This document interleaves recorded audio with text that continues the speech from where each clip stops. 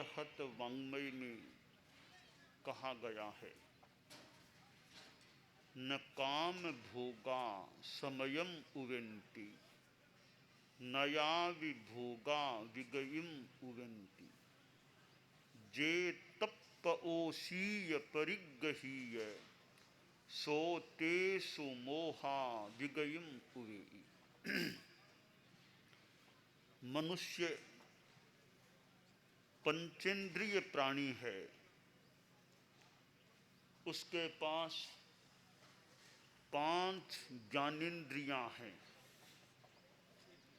5 कर्मेंद्रियां भी होती हैं। श्रोत्र, चक्षु, घ्राण, रसन, स्पर्शन यानी कान, आंख आदि 5 ज्ञानेंद्रियां होती हैं। तो हाथ पांव आदि 5 कर्मेंद्रियां भी होती हैं। ज्ञानेंद्रियां ज्ञान की माध्यम बनती हैं और इन इंद्रियों के द्वारा आदमी काम भोग आसेवन भी कर सकता है। इंद्रियों का समुचित संयम रखना आत्मा के लिए हितकर होता है। आदमी कान का भी संयम रखे, आंख का भी संयम रखे, घ्राण, रसन, स्पर्शन इनका संयम रखे। साधु का जीवन तो संयममय होना चाहिए। उनका तो मानो जीवन ही संयम से ओतप्रोत होना चाहिए। साधुओं का अलग जगत है, अलग दुनिया है, यानी अलग उनका परिवेश है। आप लोग जो गृहस्थ हैं, गृहस्थ जीवन में भी इंद्रियों का संयम होना चाहिए। और गारहस्थ में भले कोई बड़ा आदमी है, कोई सामान्य आदमी है, इंद्रिय संयम सबके लिए लाभप्रद आमतौर से हो सकता है। हमारे पास कान है, कान के द्वारा हम सुनते हैं। अब क्या सुनते हैं और क्यों सुनते हैं और कैसे सुनते हैं, ये 3 प्रश्न बड़े महत्वपूर्ण हैं। हम क्या सुनना चाहते हैं?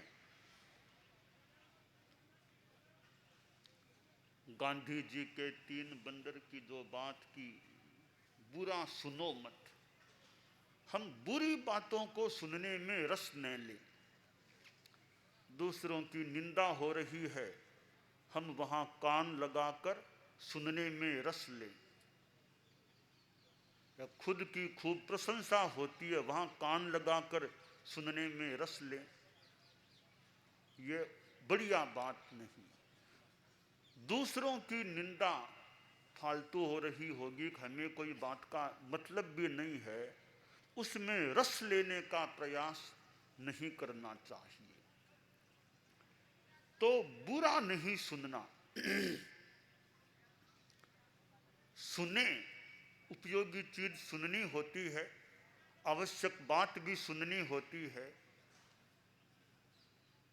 और कहीं कोई प्रवचन होता है, समय भी पास में है, उसको सुनने में रुचि लें, समय लगाएं। और कोई ज्ञान की बढ़िया बात आ रही है, उसे सुनने में रस लें या समय लगाएं, वह हमारे लिए हितकर हो सकता है। साधु संतों का आगमन होना और फिर उनका प्रवचन होना एक अच्छी बात होती है। सुत दारा अरु लक्ष्मी पापी कै भी होई, संत समागम हरि कथा तुलसी दुर्लभ दोय। एक पापी यानी सामान्य मान लें, पापी आदमी मान लें, उसके घर में भी कई गारहस्थ्य की चीजें हो सकती है, बेटा हो सकता है, पैसा आदि हो सकते हैं, परंतु संतों का समागमन होना और भगवान की धर्म की कथा का होना, ये दुर्लभ बताए गए हैं और महत्वपूर्ण भी होते हैं, अच्छे भी होते हैं। तो संतों की वाणी सुनने में आदमी समय लगाए, आर्ष वाणी, जिन वाणी, आगम वाणी, धर्म वाणी को सुनने में आदमी समय लगाए, तो एक प्रकार से स्थूल भाषा में कान भी धन्य हो जाते हैं और जीवन धन्य बन सकता है। और सबसे महत्वपूर्ण बात, आत्मा चेतना वह धन्य बन सकती है, पवित्र बन सकती है। इस प्रकार हम श्रोत्रेंद्रिय कान का संयम और सदुपयोग करने पर ध्यान दे सकते हैं कि अनावश्यक या फालतू बातें सुनने में रस नहीं लेना, अच्छी बातों को सुनने में कानों का सदुपयोग करना। इंद्रियों का दुरुपयोग भी हो सकता है और सदुपयोग भी हो सकता है। चक्षुर इंद्रिय है, आंख, जैसे कान से क्या सुनना, क्यों सुनना और कैसे सुनना। क्या सुनना में तो अच्छी बातें सुनना, बुरी बातों में समय नहीं लगाना सुनने में। क्यों सुनना, कि मुझे कुछ ज्ञान मिल सके, मेरा जीवन और अच्छा बन सके, आत्मा अच्छी बन सके, इसलिए मैं अच्छी बातों को सुनूं। तो कैसे सुनना, तो एकाग्र होकर सुने। सुनते सुनते दूसरी बातों में बातें करने लग गए तो वो सुनने में जो मिलना चाहिए था वो न भी मिले। ध्यान से आदमी सुने और दूसरी बातें बीच में न करे तो वो सुनने का ज्यादा अच्छा लाभ प्राप्त हो सकता है। तो कैसे सुने, ध्यान से सुने, सावधान होकर सुने, एकाग्रता से सुने, तो वो सुनना अच्छा हो सकता है। सुनने के बाद कोई प्रवचन सुना है, बाद में श्रवण किया, फिर मनन और कर ले कि क्या बात आई, उसको ध्यान से अनुप्रेक्षा करूं, समझूं, मनन किया जाए। निदिध्यासन, सुने, मनन कर ले, अच्छी तरह चिंतन किया, फिर अच्छी बात को मेरे जीवन में यह अच्छी बात कैसे आ सकती है, अपने जीवन में उसे उतारने का प्रयास करे, तो फिर रूपांतरण, परिवर्तन, परिष्कार की बात हो सकती है। सुन तो लिया, सुनना भी अच्छा है, जीवन में उतारने का प्रयास बिल्कुल नहीं किया तो उतना लाभ न भी हो। चेला गुरु के पास बैठा था, बोला गुरुदेव एक मन में प्रश्न पैदा हो गया है। बोलो वत्स क्या प्रश्न है? गुरुदेव आप इतना प्रवचन करते हो, दिन में एक बार, 2 बार, 12 महीना आपका प्रवचन चलता रहता है, पर मैं देखता हूं लोगों में कोई विशेष कोई परिवर्तन तो नहीं आ रहा है, तो इतना फिर आप प्रवचन करने का लाभ क्या हुआ? परिवर्तन क्यों नहीं आता है जनता में? इसका मुझे उत्तर चाहिए। गुरु ने कहा पहली बात तो यह है कि परिवर्तन आए, थोड़ा आए, कदाचित न भी आए, मैं प्रवचन करता हूं तो मुझे तो लाभ मिल ही जाता है। एक संस्कृत ग्रंथ में कहा गया है, इस प्रवचन वाणी के संदर्भ में, न भवति धर्मः श्रोतुः सर्वस्यैकान्ततो हितश्रवणात् ब्रुवतो नुग्रह बुद्ध्या वक्तुस्त्वेकान्ततो भवति। कि श्रोता है उसको प्रवचन का लाभ मिले, कदाचित न भी मिले, किंतु वक्ता है, अनुग्रह बुद्धि से साधु बोलता है, तो वक्ता साधु को तो लाभ मिल ही जाएगा, उसके कर्म निर्जरा होगी या ज्ञान पुष्ट होगा, तो वक्ता को तो जो अनुग्रह बुद्धि से संयम से बोलता है उसको तो लाभ मिलना ही मिलना है। तो गुरु ने कहा कदाचित लोगों में परिवर्तन परिष्कार न भी हो तो मैं श्रम करता हूं, बोलता हूं, मुझे तो उसका लाभ मिल ही जाता होगा, यह मुझे विश्वास है। अब बात रही जनता की, तो जनता में भी परिवर्तन आ सकता है। हजारों लोग लाखों लोग सुनते हैं तो पता नहीं किसके दिमाग में कितना एक अच्छा चिंतन आ सकता है। फिर भी मान लें सब में परिवर्तन नहीं भी आता होगा तो क्यों नहीं आता है, इसका तुम्हें उत्तर देना चाहूंगा। एक काम करो, तुम शराब लेकर के आओ, एक घड़ा शराब लेकर के आओ। बोला गुरुदेव आपके द्वारा शराब मंगवाई जा रही है, आप तो शराब का त्याग कराने वाले, आप शराब मंगवा रहे हो? हाँ मंगवा रहा हूं, लाओ तुम। ये गुरु जी का आदेश है। चला गया दुकान पर, शराब की दुकान, एक घड़ा भर करके शराब लेकर आया, सामने रख दी शराब को। गुरु जी का दूसरा आदेश, अब शराब को मुंह में लो। गुरु जी मैं शराब को मुंह में लो? हाँ लो, मुंह में लो। सोचे आज गुरु जी के दिमाग में क्या हो गया, आज ये कैसी कैसी बातें कह रहे हैं। फिर भी आखिर मेरे गुरु हैं तो मानना तो पड़ेगा, मानना चाहिए। गुरुजी बोले मुंह में लेना फिर पीना नहीं है, पूरे गड़े की शराब को एक एक घूंट मुंह में लेते जाओ या थूकते जाओ, मुंह में लो थूको, यह क्रम रखो। चेले ने पूरे गड़े की शराब मुंह में लेता गया, कुल्ला सा करता गया, थूकता गया, लेता गया, थूकता गया। 10, 15, 20 मिनट लगे। बाद में गुरुजी ने कहा रे तुमने इतनी शराब मुंह में ली, नशा उतरा कि नहीं, नशा आया कि नहीं शराब का? कि नशा तो कैसे आएगा, नीचे गई नहीं तो नशा कैसे आएगा, मैं तो थूक दिया मुंह में ले करके। गुरुजी बोले मैं प्रवचन करता हूं ना, तो ये लोग, कई लोग ऐसे होते होंगे वो सुनते हैं मानो वापिस निकाल देते हैं कान से, भीतर में नहीं जाती है मेरी बात। जैसे शराब भीतर में तुम्हारे नहीं गई तो नशा नहीं आया, तो मेरी बातें भी लोग ऊपर से सुन लेते हैं, शायद मानो कान से निकाल देते हैं, भीतर तक अच्छी तरह नहीं ले जाते हैं, इसलिए उनमें इतना परिवर्तन नहीं आता है। पर कईयों में परिवर्तन परिष्कार होता भी होगा, हो भी सकता है। तो कैसे सुने कि ध्यान से सुने, फिर मनन निधिध्यासन और जीवन में उतारने का प्रयास हो तो सुनने का ज्यादा लाभ मिल सकता है। अब देखना है तो क्या देखें, क्यों देखें, कैसे देखें? अच्छी चीज को देखें, खराब चीज को देखने के लिए तो मानो बुरा देखो मत, आंखें बंद, बुरी चीजें नहीं देखना। अच्छी चीज आवश्यकता अवश्य देखनी होती है, या कोई भगवान तीर्थंकर हों तो उनके दर्शन करें, या फिर साधु संतों को आंखों से देखें, उनके दर्शन करें, और आंखों से साहित्य, अच्छे साहित्य को पढ़ें, इनमें आंखों को लगाएं। तो क्या देखें? अच्छे साहित्य को पढ़ो, आंखों से देखो, त्यागी संतों के दर्शन करो, और आवश्यकता अवश्य देखना होता है। क्यों देखें? देखने से ज्ञान मिले और भीतर में भाव शुद्ध हो।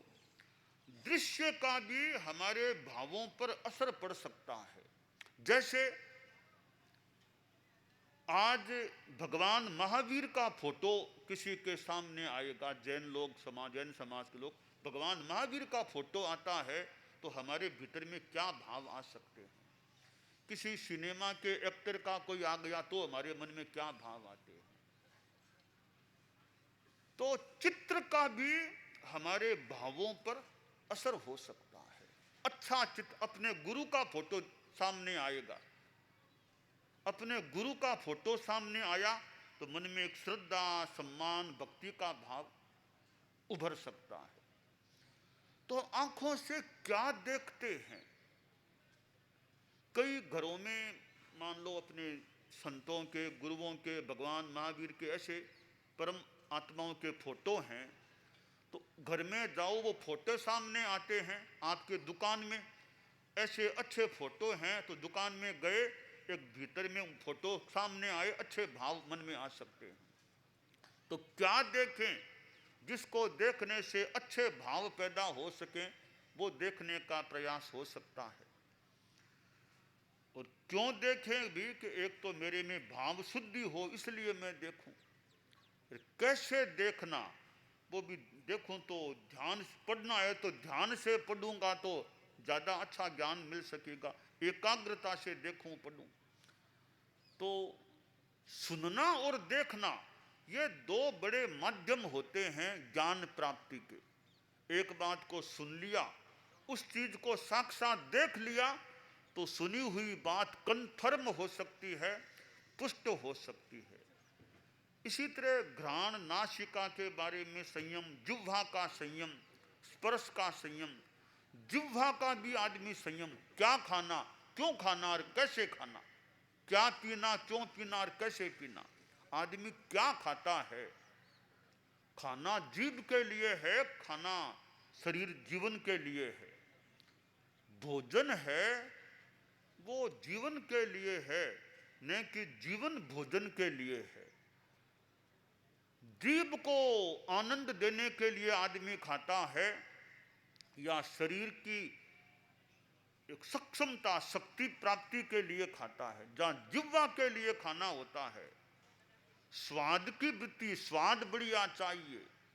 स्वाद और विवाद, मुंह से स्वाद लेने की ज्यादा आसक्ति न रखे, मुंह से विवाद, फालतू विवाद, झगड़ा किसी से न करे तो कुछ शांति जिंदगी में रह सकती है। तो जिह्वा का संयम करें कि जीभ से क्या खाना, आसक्ति में नहीं जाना। वो थोड़ी बात तो ऐसी है, पर वो कुछ लड़के बैठे थे, वो साथी 5-7 वो मित्र बैठे थे, कहीं शादी का वो भोज था तो भोज में गए थे। तो 5-7 का उनका अपना मंडल था, 500-700 एक थाली में साथ बैठे और परोसगारे बहुत प्रेम से परोस रहे थे। तो यूँ खाते खाते 10-15 मिनटों में कई चीज़ें खा ली। तो वे एक उन मित्रों में जो एक खास मुखिया था वो बोला, जी बहुत खा लिया, अब तो हाउसफुल हो गया, अब तो मैं कुछ भी नहीं खा सकता। एकदम धाप गया, तृप्त हो गया।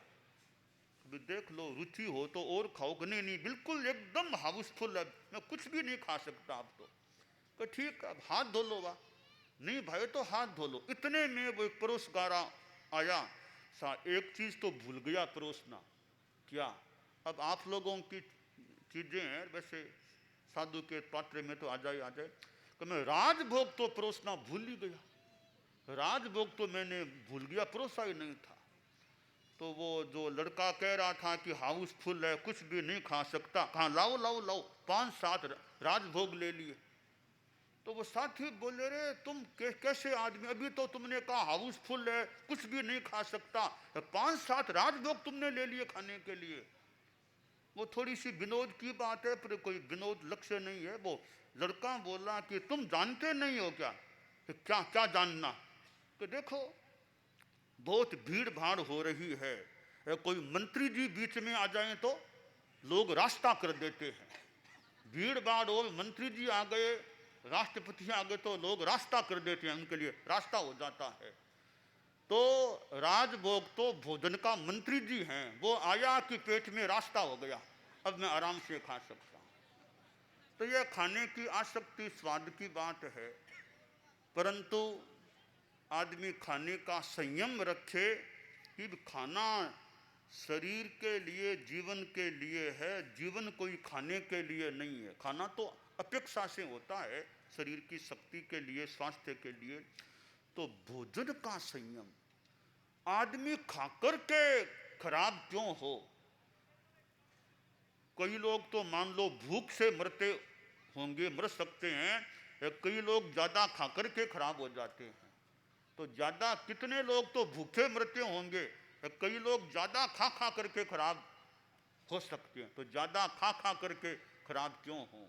तो यह जिह्वा का संयम हो, साथ में जीवा के साथ वाणी की बात भी है कि वाणी का भी आदमी संयम रखे, कितना बोलना, कहाँ बोलना, कैसे बोलना, क्या बोलना, इन बातों का सहज विवेक रहे कि मैं वाणी का भी संयम रखूं। जीभ के द्वारा आदमी स्वाद भी लेता है, जैसा मैंने कहा स्वाद और विवाद, जीभ से मुंह से विवाद भी हो सकता है, झगड़ा भी हो सकता है। तो न तो स्वाद में ज़्यादा आसक्ति न विवाद में ज़्यादा आसक्ति, स्वाद और विवाद दोनों में संयम रखे।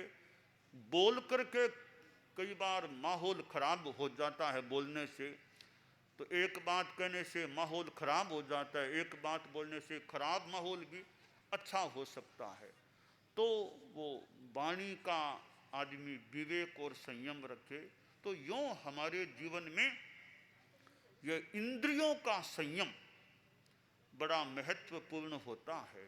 तो हमारे पास जो 5 इंद्रियां हैं, इन इंद्रियों का हम संयम रखें, अच्छा उपयोग करें, दुरुपयोग से बचें, तो हमारा जीवन भी अच्छा रह सकता है और आत्मा चेतना भी अच्छी रह सकती है।